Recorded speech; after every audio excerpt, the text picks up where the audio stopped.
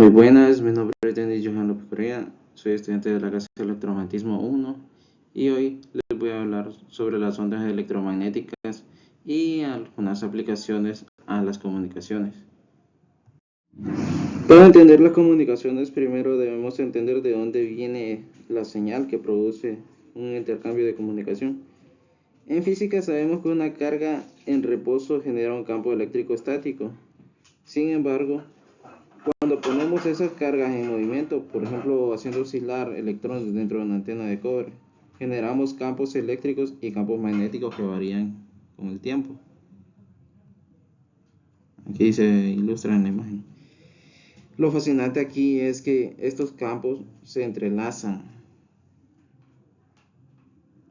Un campo eléctrico que cambia genera uno magnético y así viceversa. Están, por decirlo así, en fase y viajan en la misma, básicamente en la misma dirección, claro, con componentes distintas.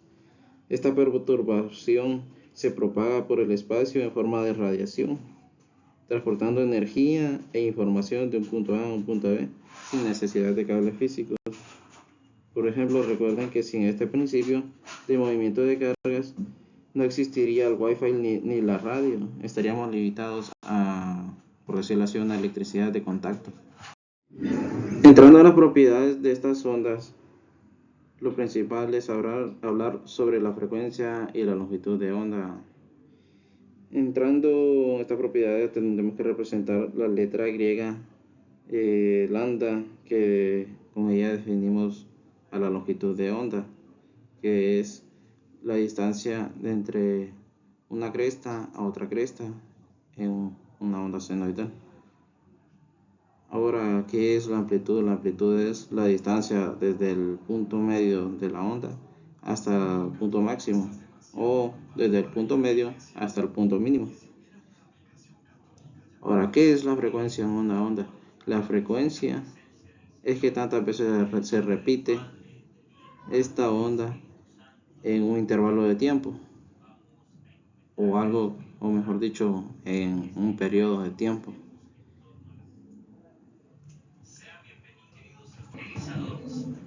También tenemos que ver la dirección de la propagación de las ondas y su frecuencia. Vemos que la distancia entre un punto A y un punto B es igual a la letra D, distancia.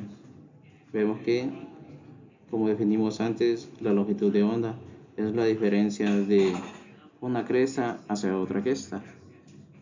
Y dependiendo de la cantidad de veces que repita esta onda en un determinado periodo de tiempo, vamos a definir también a la frecuencia, que la frecuencia es igual a 1 sobre el periodo de tiempo. Entonces, básicamente, la frecuencia es inversa al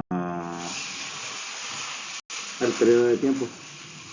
Ahora que ya comprendemos qué es la longitud de onda, debemos conectarla con la frecuencia. Observando esta ecuación, sabemos que la velocidad de la luz es igual a la longitud de onda por la frecuencia. Y si la despejamos, vemos que la longitud de onda es igual a la velocidad de la luz sobre la frecuencia. ¿Qué nos dice esta ecuación? Que la longitud de onda es inversamente proporcional a la frecuencia. Entonces, cuando nosotros tenemos una onda que tiene una frecuencia bastante baja, quiere decir que su longitud de onda es bastante grande. Y si tenemos una onda con una frecuencia bastante alta, sabemos que su longitud de onda tiene que ser bastante pequeña. ¿Y esto por qué? Porque sin importar el tipo de onda,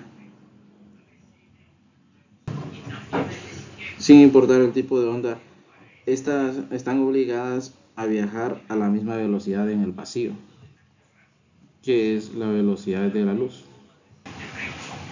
Así, por decirlo así, una analogía o un ejemplo ilustrativo.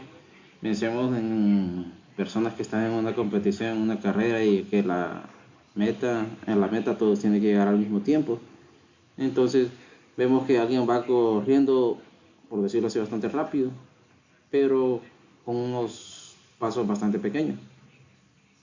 y vemos que alguien va a, por decirlo así, dando pasos más largos, pero a una velocidad menor, haciendo que todos puedan llegar al mismo tiempo. Una ley bastante importante es la ley de la inversa de la propagación, que su explicación es crucial para comprender la necesidad de usar amplificadores y repetidores en ingeniería para cuando las señales se van atenuando con respecto a la distancia. Mientras la radiación electromagnética va dejando su fuente, se va esparciendo o viajando en líneas rectas, como si fuera cubriendo la superficie de una esfera dentro de expansión continua. Esta área se incrementa proporcionalmente al cuadrado de la distancia en que la radiación va viajando.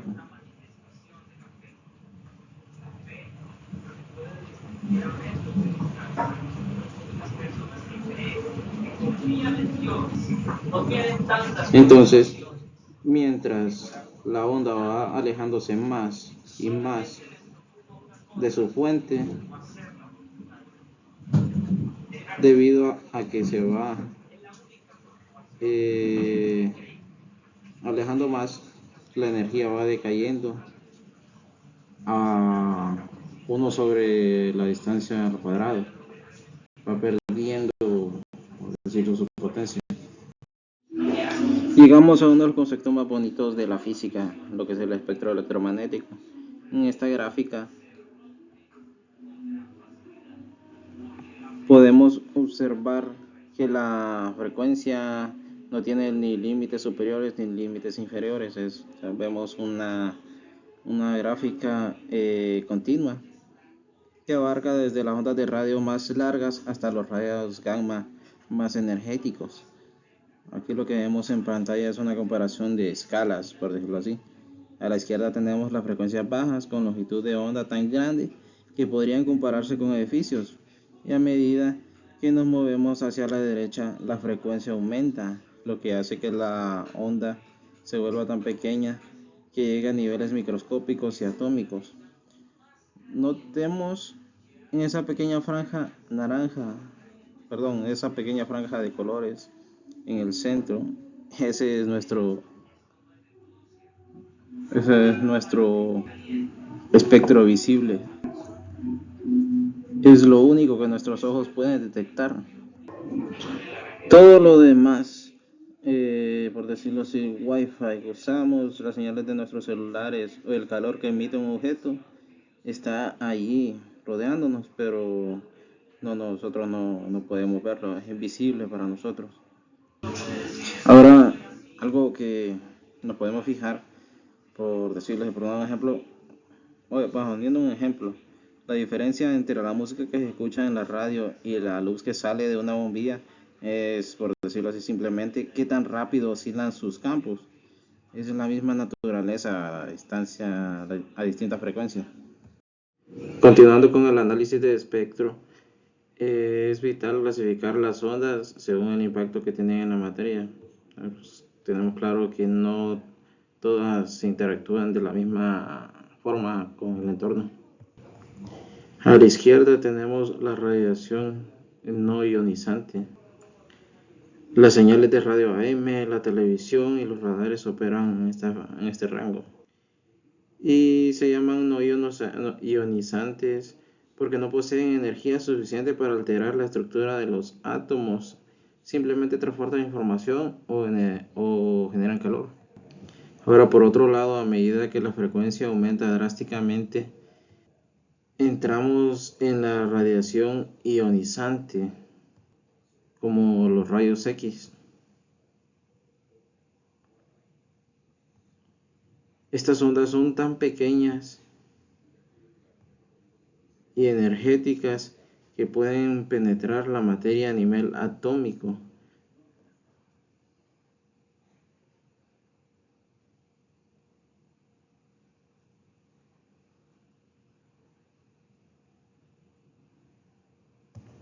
Entonces podemos ver que el espectro es una herramienta que nos sirve tanto para transmitir un mensaje de texto como para realizar diagnósticos médicos dependiendo totalmente de la frecuencia que elijamos utilizar. Aquí en la ilustración podemos ver que para las no ionizantes tenemos torres de transmisión, antenas, torres de radiofrecuencia, telefonía. En cambio ya en las ionizantes tenemos plantas nucleares, radiocama, que sí son perjudiciales para nuestra salud. Ahora estas conclusiones con respecto al espectro electromagnético, que cada onda interactúa de una forma diferente con la materia. Cada una tiene una frecuencia o longitud de onda diferente.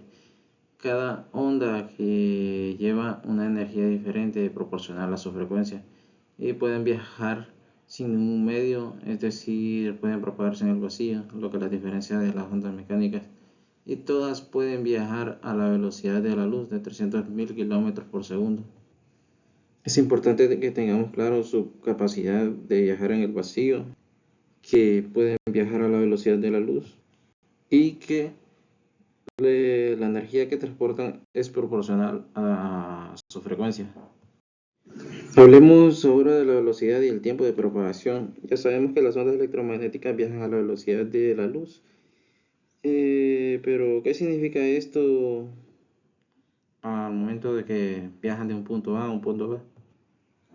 Poniendo un ejemplo, en la comunicación entre dos teléfonos en la misma ciudad, el tiempo que tarda la onda en viajar es tan pequeño que parece instantáneo. Sin embargo, cuando hablamos de telecomunicaciones a gran escala, como los enlaces con satélites, la velocidad de la luz se convierte en un factor crítico. Por ejemplo, una señal que viaja a un satélite geoestacionario debe recorrer miles de kilómetros. Ese viaje de ida y vuelta introduce un pequeño retraso o latencia. Entender este tiempo de propagación es vital para sincronizar redes digitales y para asegurar que la información que llegue en el orden correcto y sin errores de fase. Como un dato para reflexionar respecto a las grandes distancias, a la luz de la luna tarda 1.3 segundos de llegar desde la luna hasta la Tierra. Y digamos, si estuviéramos controlando un dron en la luna desde la Tierra, tendríamos que esperar más o menos unos 3 segundos para ver el resultado de cada comando que realicemos sobre el dron. Eso hace ver el tiempo de retardo que causa una distancia considerable. Lo que aquí en la Tierra, debido a las cortas distancias que usamos los aparatos, no es casi instantáneo, nosotros no percibimos esa diferencia de tiempo. Entremos ahora en la organización técnica de las ondas cuanto a los segmentos o bandas de radiofrecuencia. Y como hemos visto, el espectro es infinito, pero para poder usarlo en tecnología debemos segmentarlo. Aquí en esta tabla podemos apreciar que donde dice banda tenemos el tipo de frecuencia o la denominación, el nombre le damos, después la longitud de onda, medida en metros, y después la frecuencia, medida en hertz. En esta tabla podemos observar una jerarquía clara. En la parte superior tenemos las frecuencias más bajas, con longitud de onda enormes que pueden medir varios kilómetros. Estas son ideales para comunicaciones que deben viajar a largas distancias. Y a medida que descendemos en la tabla, la frecuencia sube y la longitud de onda se vuelve un poco más pequeña hasta llegar al final a valores microscópicos. Pasamos por la luz infrarroja, la luz visible que perciben nuestros ojos, y llegamos a las bandas de alta energía como los rayos X o los rayos gamma. Entonces esta tabla nos enseña que el diseño de cualquier sistema de comunicación empieza por elegir el segmento adecuado. No usaríamos la misma banda para un control de garaje, por ejemplo, que para un enlace satelital, porque cada segmento tiene propiedades físicas y alcances totalmente distintos. Y aquí llegamos a esta diapositiva que resume prácticamente lo que son las aplicaciones o las aplicaciones que le puedo dar a nuestra carrera de ingeniería eléctrica. Aquí vemos cómo se dividen las bandas de frecuencia según los estándares internacionales. En la parte superior tenemos las frecuencias ELF, son las frecuencias extremadamente bajas. Debido a que son ondas gigantescas, pueden penetrar medios que otras señales no, como el océano, por ejemplo. A medida que subimos en frecuencia, entramos en bandas que todos conocemos, la MF para la radio AM y la VHF, donde sintonizamos la radio y las comunicaciones de los aviones. Ahora miremos el segmento de la UHF. Aquí es donde viven las redes móviles y el Wi-Fi. Y finalmente en las bandas SHF y EHF entramos en el terreno de las microondas y la tecnología satelital. Aquí lo importante no es memorizar los números que están aquí en la tabla, sino entender que la frecuencia dicta la aplicación que se le puede dar. Si necesito mucha velocidad de datos, subo a las microondas. Si necesito gran cobertura y atravesar obstáculos, bajo a las frecuencias bajas. Por ejemplo, si se han fijado, las antenas de los celulares desaparecieron y ahora están dentro del equipo. Y esto es debido a que operamos en UHF, donde la longitud de onda es tan pequeña que las antenas de cable perfectamente están dentro de un teléfono. Ahora, ¿cómo convertimos una onda física en un mensaje?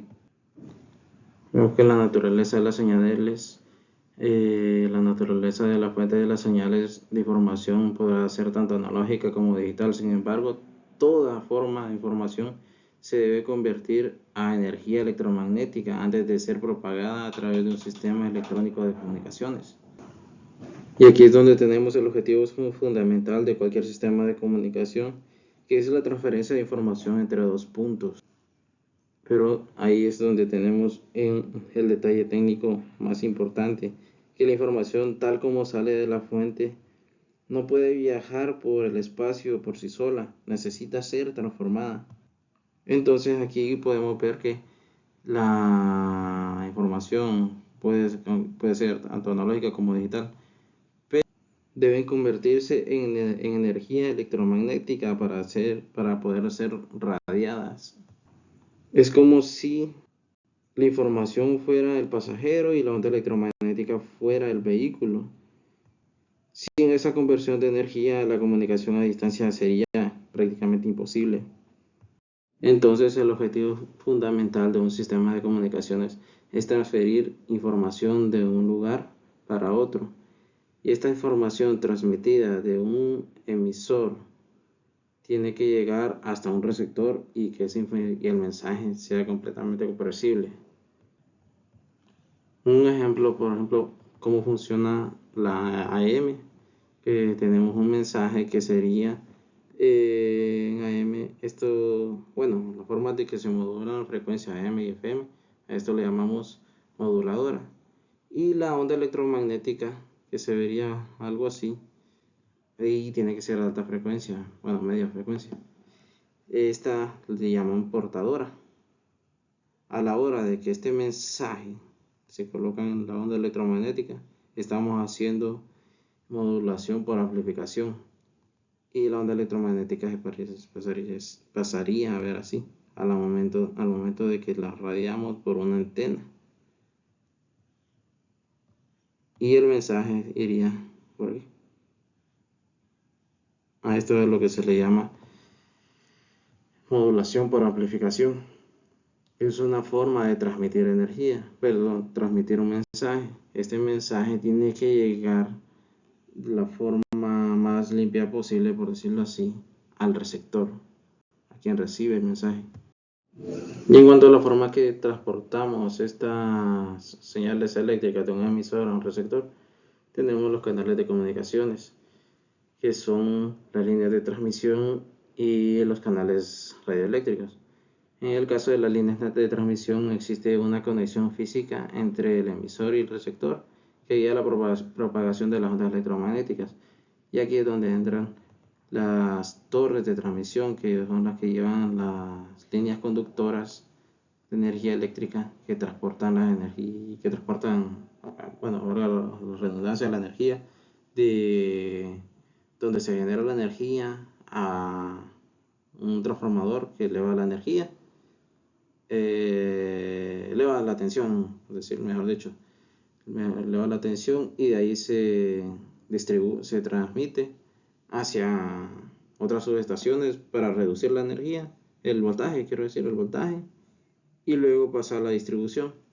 Esa es la transferencia de señales eléctricas por medio de conexión física. Ahora, para los canales radioeléctricos, la señal que lleva la información enlaza al emisor y el receptor por medio de ondas electromagnéticas que se propagan en el medio existente entre ambos, que ya son los canales de comunicaciones, son las torres de radiofrecuencia, de las emisoras, por ejemplo, las de AM, FM, las más básicas. Los elementos de un sistema de comunicación, los sistemas de telecomunicaciones son sistemas de comunicación a distancia que se caracterizan por la utilización de señales eléctricas, bajas frecuencias de corriente o voltaje, o campos electromagnéticos para altas frecuencias. Como soporte de la información, además es necesario un medio de comunicación. Todo sistema de comunicación requiere de tres elementos constitutivos fundamentales que son el emisor, canal y receptor. El emisor básicamente es la fuente de transmisión y el canal de transmisión es cómo acondicionamos esta señal transmitida. Y ahora el receptor es quien recibe el mensaje que se transmitió. En esta diapositiva aterrizamos todo lo anterior en un diagrama de bloques básico que representa cualquier subsistema de comunicación. Observamos el flujo de el transmisor que envía la señal, el canal que transporta esa señal y el receptor que la recibe. Pero quiero que presten especial atención a lo que sucede dentro del canal de comunicaciones. En un mundo ideal, la señal llegaría intacta, pero en la realidad enfrentamos tres problemas críticos.